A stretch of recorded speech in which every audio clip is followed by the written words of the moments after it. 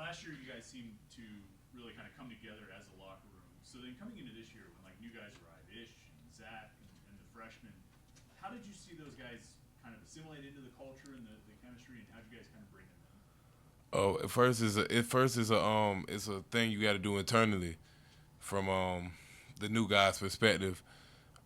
We do our best job, and when I say we, I mean this year just me, but the coaching staff does a good job is bringing in good character guys. That's what's gonna make this program work. They have to be good character when they show up.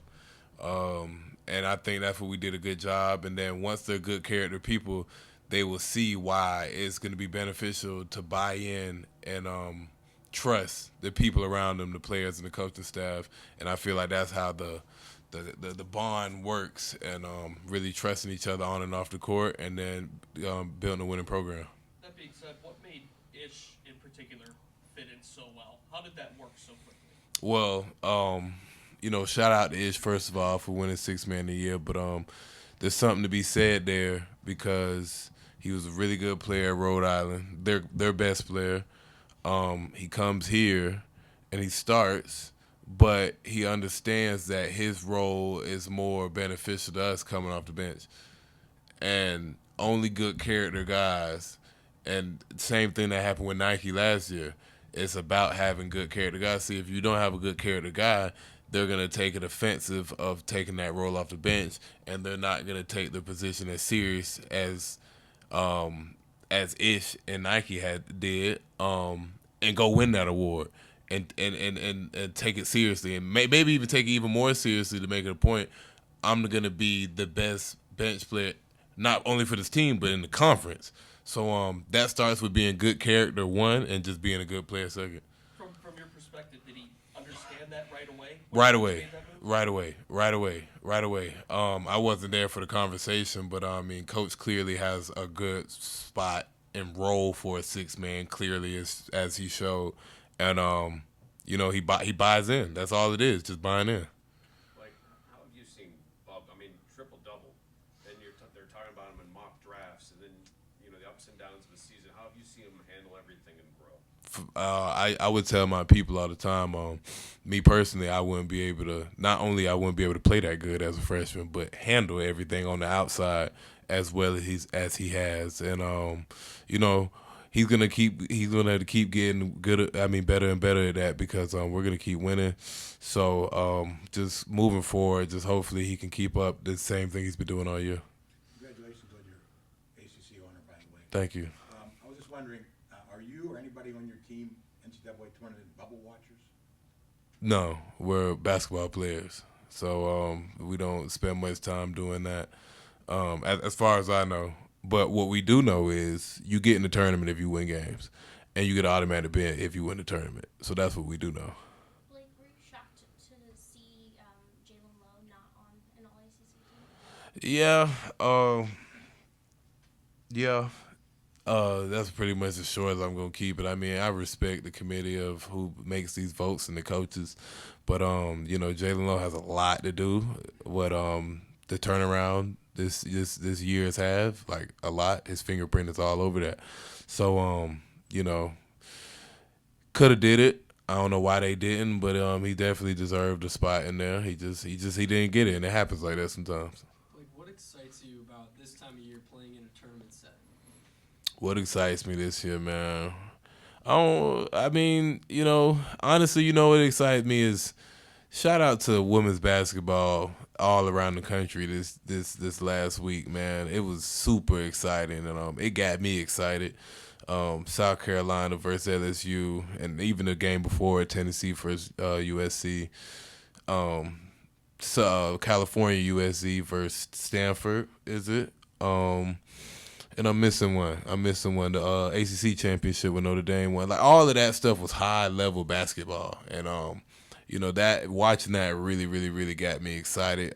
Just the level of competition it was showed me what it's gonna be. So I'm really excited to go raise that bar and go touch that bar where the women set it at.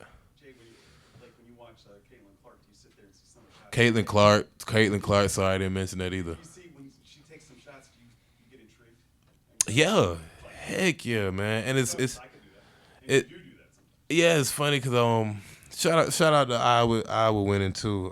I forget who they was playing, but I meant to mention that too because Caitlin can't be not mentioned. But yeah, I see Caitlin Clark. That stuff takes practice. You're really good to do the things she does. So yeah, heck yeah, that stuff excited me. I went to the gym that night, like just watching it, getting excited. Like it often gets mentioned that you were a standout football player and coming up and had scholarship offers and whatnot. Over the last 2 years you've been here, has it ever been brought up to you by maybe somebody in the football program here, like, hey, come down, do some workouts, or maybe even coming? Nah, I don't think Coach Capel was gonna let that happen. Would you? I mean, when was the last time you caught a football? It's been a while. What I know, I mean, shoot, I feel like I'm one of the better basketball players in the nation, so I wouldn't spend much time playing football. But probably could, but I don't. What if the Bucks called you? Man, I would do just like that. I would stop and think about it.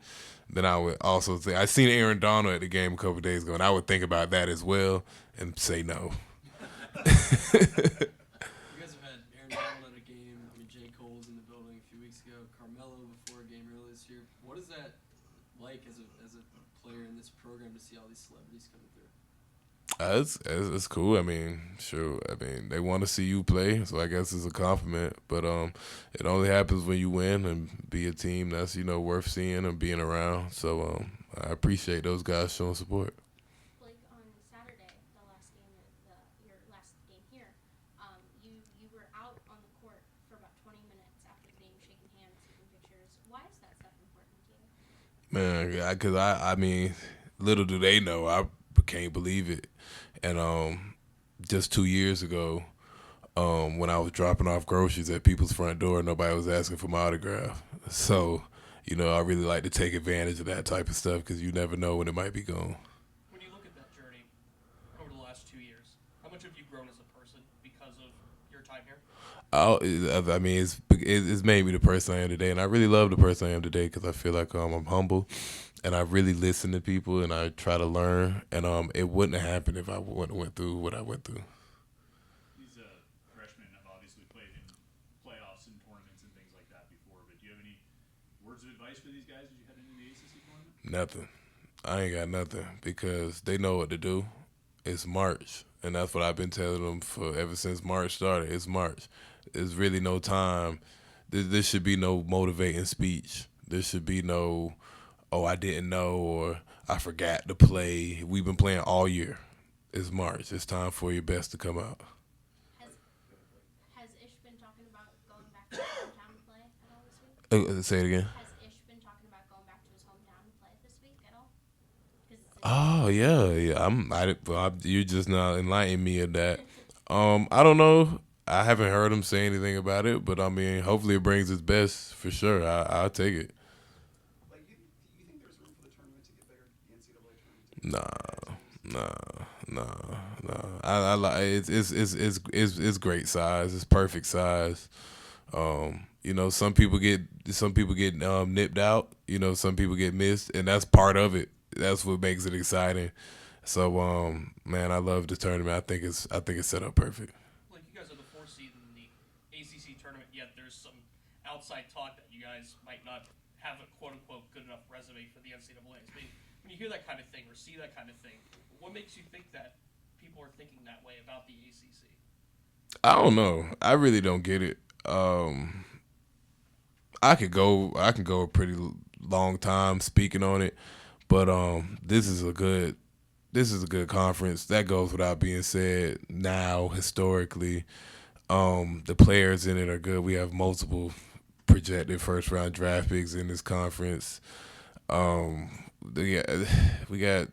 I don't get it. I really don't even really understand why it is the way it is. How they saying, but at the end of the day, the people who pick these teams, I feel like they know their sports and they know their basketball, and they're gonna make the right decisions.